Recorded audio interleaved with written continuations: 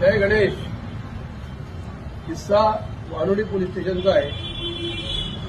विचित्र गोष्ट घडलेली आहे. वरिष्ठ पोलीस निरीक्षक भाऊसाहेब पाटील आहे.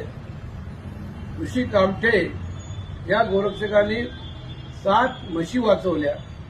त्या दूध देणाऱ्या होत्या, तरी सुद्धा कत्तलीला चालल्या होत्या.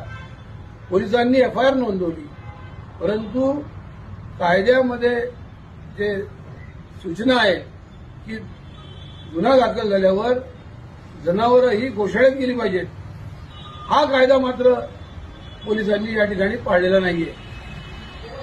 सुप्रीम कोर्टाने 2002 साली एक निकाल दिलेला आहे की क्रुएलिटीचा गुन्हा जर दाखल झाला असेल तर जनावरं ही गोशाळेतच गेली पाहिजेत.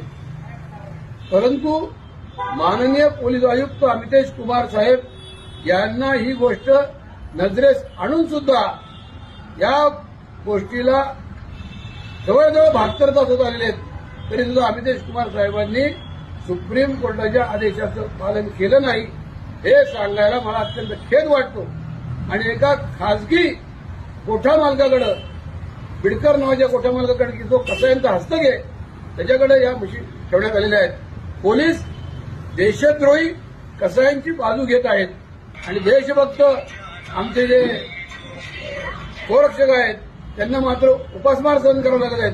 गोरक्षक 48 तास झाले पाणी सुद्धा घ्यायला तयार नाहीयेत, तरी सुद्धा पोलिसांनी योग्य अशी कारवाई केलेली नाही. या गोष्टीचा जनतेने, सामाजिक आणि राजकीय कार्यकर्त्यांनी योग्य विचार करावा. उद्या लोक हायकोर्टात जातील आणि पोलीस आयुक्तांची मनमानी जी आहे याविरुद्ध आवाज उठवतील. जय गोमाता.